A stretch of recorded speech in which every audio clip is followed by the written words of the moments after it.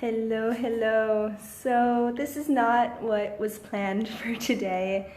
I was going to be chatting live with my friend and co-creator and co-facilitator Kim, but that is not, the Facebook universe had other plans for us. So Kim just did a wonderful Facebook Live about thriving, and you can check that out at her profile.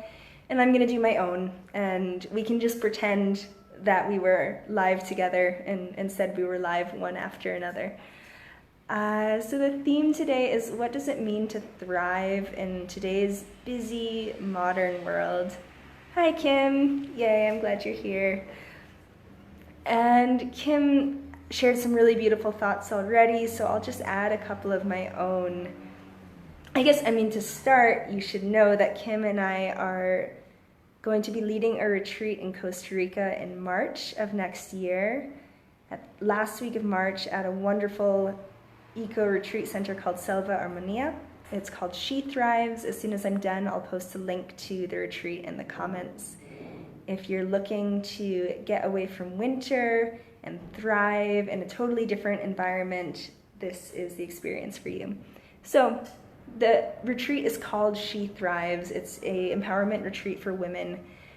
And I would say thriving. Hi, Uncle David. I'm glad you're here. And so I think thriving is it's like a really buzzy word right now. It's definitely been one of the words of 2019 from as far as I've seen. And sometimes we don't actually break down what we mean when we talk about thriving. So it's a pretty good starting point. I like to think about thriving in relationship to survival. So thriving is everything that survival isn't, or it's more than survival. If survival is about having the bare minimum we need to stay alive, minimum amount of food, shelter, there are a couple other things that they say you need to survive. Those things, that's survival. Then thriving, it's about having an abundance of what we need to survive, of having extra, of having so much that we can give away to other people and to our environment. And so there's a mentality shift there. If we're in survival mode, then we're thinking about just holding on to what we have because it's not enough. If we're in a mentality of thriving, then we're in a mentality of having an abundance of food, an abundance, let's not get into money, but an abundance of money, an abundance of love and friendship and affection. And there's that super abundance of having so much that we can give it away, that we can share it. So that's my starting point as a definition for what it means to thrive. But then I really wanted to talk about some practical tools, and Kim also did this a few minutes ago, but what can we actually do? What practices can we adapt to cultivate that mindset and to bring in that kind of abundance into our lives? And I think mindfulness is really key. Any kind of mindfulness practice that brings us into deeper awareness, deeper consciousness is a really good place to start. That could be meditation, it could be walking in the woods, it could be yoga. Kim and I are both yoga teachers, so obviously we're fans of that option, meditation as well, but it doesn't need to look any particular way. It's more about creating that space that any of these practices creates to be more aware, to be more present in our lives moment by moment, to bring more gratitude to those moments. And that's the second thing I want to mention. What's an actual tool, a practical thing we can do to thrive? A practice of gratitude is a great one. I mentioned this in Kim's video. I was there in the comments trying to stay involved. And there's studies coming out now that actually show at a neurological level what happens in the brain when we practice gratitude, when we take time day to day to notice what we have and be thankful for that. And that's so simple, and we talk so much about gratitude nowadays that I think it's really, we forget what that means, and we forget how powerful it actually is simply to stop and take a deep breath and look around at what is in our lives and what we have and say thank you. And it's so simple and so powerful, and now we're starting to have the research to back it up. But if anyone watching this does that already, you already know. You don't need the research.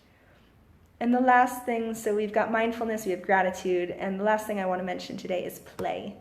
And play is one of the fundamental principles of the retreat that I'll be facilitating with Kim. It's one of the fundamental principles in my life. I think it is just critical to thriving in our lives, to cultivating joy and adventure and laughter and friendship. And it's something we all instinctively know how to do. I don't know if she's still here, I saw that Yudit was watching, and Yudit is an expert at playing games and sharing games, and I've learned a lot from her about play. And it's something we all instinctively know how to do, and we forget because we grow up and we start to adult, and we get too serious. And I sort of did it backwards. I think I was more serious as a kid than I am as an adult, so I'm just making up for lost time and playing as much as I can now. And again, it doesn't have to look any particular way. Play, if you have kids, it can mean just going outside and joining in their games, because kids are really good at creating games from nothing. Like, give them a stick and a pile of dirt and they'll do something with that. Give them a tree and they'll create something just from imagination that's fun and that's filled with laughter and adventure and genuine joy. It can look like joining a group of conscious, authentic relating. There are authentic relating groups all over the US now, I think, and people get together and play games. It can look like having a game night with your friends or family. It can look like going on retreat and really focusing on connecting with your inner child and that spirit of playfulness. So I'm not going to tell you that there are like these specific things that you have to do to cultivate abundance or to bring more thriving into your life, because it's not about that. It's about these principles and making those principles a priority, I think.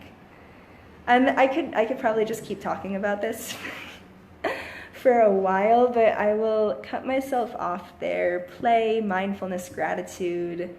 Thriving is so much more than a buzzword. It's something really concrete and something really meaningful and powerful that we can cultivate every day in our lives. And I'm so honored to invite you onto the She Thrives retreat in Costa Rica in March. Again, I'll leave a link to that in the comments. Stay tuned today because Kim and I are about to release a flash sale for solstice time, and that's going to be going live very soon. So just watch my page, watch Kim's page, watch my Instagram stories, Facebook stories. The information will be there. And we would so love to share the experience with you. It's going to be something really special. We've been dreaming it up and really dreaming it into reality for months now. So we would love to see you there. Have a wonderful Friday and a wonderful weekend. Happy solstice.